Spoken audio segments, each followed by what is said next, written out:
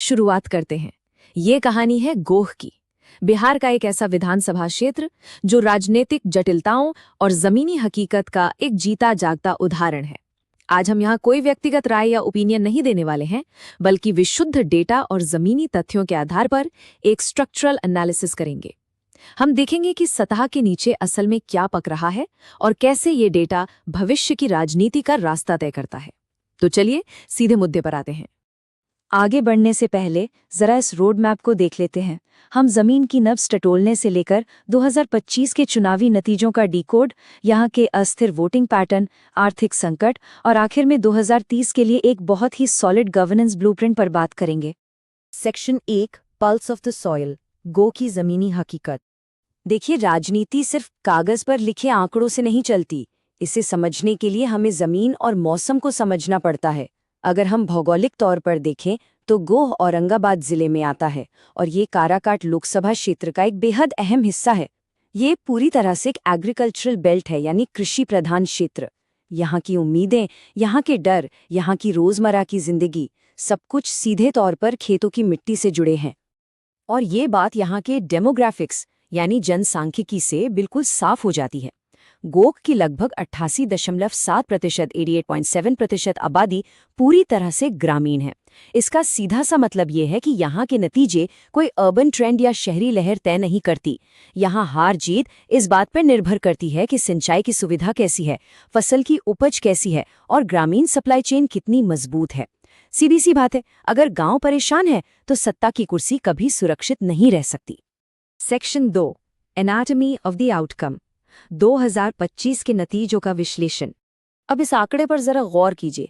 4041, 4041, ये कोई आम संख्या नहीं है। 2025 के चुनाव में सत्ताधारी दल यानी आरजेडी ने ये सीट महज 4041 वोटों के बेहद मामूली अंतर से बचाई है। किसी भी इनकम्बेंट के लिए ये एक बहुत बड़ा डिस्ट्रेस सिग्नल या खतरे की घंटी है। इतनी कम मार्जिन साफ बताती है कि जमीन पर एक भारी असंतोष है जो उबल रहा है। इसे थोड़ा और गहराई से समझते हैं। 2020 में यही जीत का अंतर 35,618 35,618 वोटों का था, करीब 19% का एक भारी भरकम मार्जिन। और 2025 में ये धड़ाम से गिरकर सिर्फ 1.91% रह गया। ऐसा क्यों हुआ? क्योंकि बीजेपी और एनडीए ने सवर्णों और दूसरे वंचित वर्गों के बीच एक जबरदस्त काउंटर पोलराइजेशन किया। नतीजा ये हुआ कि वोटिंग प्रतिशत उछलकर 67.5% 67.5% तक पहुंच गया। ये एक क्लासिक एंटी इनकम्बेंसी का पैटर्न है। अब अगर जातियों के गणित को देखें तो काराकाट बेल्ट को पारंपरिक तौर पर कुशवाहा लैंड माना जाता है। 2025 में आरजेडी ने यहाँ एक स्ट्रेटेजिक मूव चला और एक स्थानीय कुशवाहा उम्मीदवार को टिकट दे दिया। इससे हुआ ये कि एनडीए के जो पारंपरिक वोट बैंक थे उनमें कुछ वक्त के लिए सेंध लग गई। लेकिन अगर आप डेटा देखें, यादव 18%, राजपूत 14%, दलित 18%, तो साफ समझ आता है कि कोई एक समुदाय अपने दम पर चुनाव नहीं जिता सकता। समीकरणों को साधना ही पड़ता है। देखिए, इस सब के बीच हमें भारत के संवैधानिक मूल्यों को नहीं भूलना चाहिए। राजनीतिक रणनीति या डेटा का अंतिम लक्ष्य सिर्फ चुनाव जीतना या जातियों का जोड़ घटाव करना नहीं होना चाहिए। इसका असली मकसद है मतदाता की गरिमा यानी डिग्निटी को बनाए रखना और एक जिम्मेदार इन्फॉर्म्ड पब्लिक स्पीच को बढ़ावा देना। एक परिपक्व लोकतंत्र में डेटा का काम नागरिकों की आवाज को मजबूत करना है, न कि उन्हें सिर्फ जातियों के खानों में बांटना। Section 3, volatility and pattern memory, Goh का अस्थिर चुनावी इतिहास। अगर आप पिछले कुछ चुनावों का ट्रैक रिकॉर्ड देखेंगे तो एक बहुत दिलचस्प पैटर्न नजर आएगा। यहाँ के वोटर्स किसी भी पार्टी के अंधभक्त नहीं हैं। 2010 में जेडीयू जीती, 2015 में बीजेपी ने बाजी मारी, 2020 में आरजेडी ने बड़े अंतर से जीत दर्ज की और 2025 आते आते आरजेडी को सीट बचाने के लिए पसीने छूट गए। पिछले 4 चुनावों का ये डेटा एक बात बिल्कुल साफ कर देता है कि गोह में काम न करने वाले जनप्रतिनिधियों को जनता तुरंत सत्ता से बेदखल कर देती है। यहाँ कोई परमानेंट लॉयल्टी नहीं है। इसके अलावा कुछ गंभीर संरचनात्मक कमजोरियां यानी स्ट्रक्चरल वल्नरेबिलिटीज भी हैं। सामाजिक न्याय का जो पुराना नैरेटिव था, अब उसका असर धीरे धीरे कम हो रहा है क्योंकि नई पीढ़ी की आकांक्षाएं अलग हैं।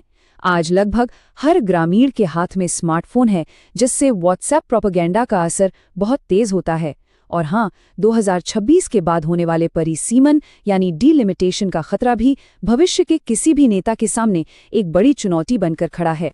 Section 4 agrarian and economic distress, कृषि और आर्थिक संकट। राजनीति और जातियों के इस पूरे गणित के पीछे कुछ बहुत गहरी मानवीय सच्चाइयां छिपी हैं। जमीनी स्तर पर लोगों का असली दर्द कुछ और ही है। जर्जर होती सोन नहर की सिंचाई प्रणाली, रोजगार न होने की वजह से युवाओं का मजबूरी में गुजरात और महाराष्ट्र की तरफ पलायन, सरकारी योजनाओं में 15 से 20% तक का लीकेज या भ्रष्टाचार और किसानों की नकदी फसलों को बर्बाद करने वाले आवारा पशु, ये वो बुनियादी शिकायतें हैं जो किसी एक जाति की नहीं बल्कि यहाँ के हर आम इंसान की हैं। और यही इस पूरे संकट की जड़ है। खेती की लागत लगातार बेतहाशा बढ़ती जा रही है। जब नहर में पानी नहीं आता तो किसानों को पंप चलाने के लिए महंगे डीजल पर निर्भर रहना पड़ता है। उर्वरक और डीजल की कीमतें ग्रामीण अर्थव्यवस्था की कमर तोड़ रही हैं। इसीलिए पानी तक पहुंच और खेती की लागत, ये दो ऐसे मुद्दे हैं जो गोवा में किसी भी वक्त चुनावी हवा का रुख पलट सकते हैं। Section 5 the strategic blueprint. अब तक हमने जो देखा वो सिर्फ बीमारी का डायग्नोसिस था, तो इलाज क्या है? अगर 2030 के चुनावों में किसी भी दल को यहां टिकना है तो उसे एक 4 फेज स्ट्रैटेजी पर काम करना होगा। फेज 1 जमीनी संगठन में भारी बदलाव, खासकर अत्यंत पिछड़ा वर्ग यानी ईबीसी को नेतृत्व में आगे लाना। फेज 2 जनता की असली शिकायतों पर नैरेटिव सेट करना। फेज 3 जमीनी स्तर पर घर घर जाकर एक्टिवेशन। और फेज 4 इलेक्शन के दिन का एक आक्रामक get out the vote sprint. इसके लिए कुछ बहुत ही ठोस पहल करनी होगी, जैसे सिंचाई की समस्या के लिए सोन नहर सत्याग्रह, पलायन कर चुके मजदूरों के परिवारों की मदद के लिए एक डिजिटल माइग्रेंट वर्कर रजिस्ट्री, महिलाओं के लिए खास विमेन ओनली टाउन हॉल और स्थानीय पैक्स के जरिए किसानों को एग्री टेक पर सब्सिडी देना। ये वो गवर्नेंस मॉडल हैं जो जनता के साथ एक ऐसा गहरा विश्वास बनाते हैं जिसे कोई भी विपक्षी प्रोपेगेंडा आसानी से तोड़ नहीं सकता। लेकिन यहाँ एक बात बिल्कुल स्पष्ट होनी चाहिए, जब भी हम माइग्रेंट रजिस्ट्री या किसी भी डिजिटल मोबिलाइजेशन की बात करते हैं तो वो पूरी तरह से ऑप्ट इन होनी चाहिए, यानी जनता की साफ सहमति से। भारत के डिजिटल पर्सनल डेटा प्रोटेक्शन यानी डीपीडीपी फ्रेमवर्क के तहत मतदाता की निजता का सम्मान करना कोई विकल्प नहीं बल्कि एक अनिवार्यता है। डेटा का इस्तेमाल लोगों की भलाई के लिए होना चाहिए, उन पर नजर रखने के लिए नहीं। सेक्शन 6 पर्पस बियॉन्ड पॉलिटिक्स, राजनीति से परे एक उद्देश्य। तो आखिर में सवाल ये है कि गो जैसे बेहद जटिल क्षेत्रों में भविष्य की राजनीतिक सफलता कैसी दिखनी चाहिए? आने वाले समय के नेताओं को अपना ध्यान केवल जातिगत जोड़ घटाव से हटाकर गवर्नेंस आरओआई पर लगाना ही होगा। असली काम तभी होगा जब विकास जमीन पर दिखेगा। If you want to become a people-centric leader and uplift your constituency, get in touch with blueprintstrategies.ai at mgr@blueprintstrategies.ai or call 080-420-41602. Purpose Beyond Politics.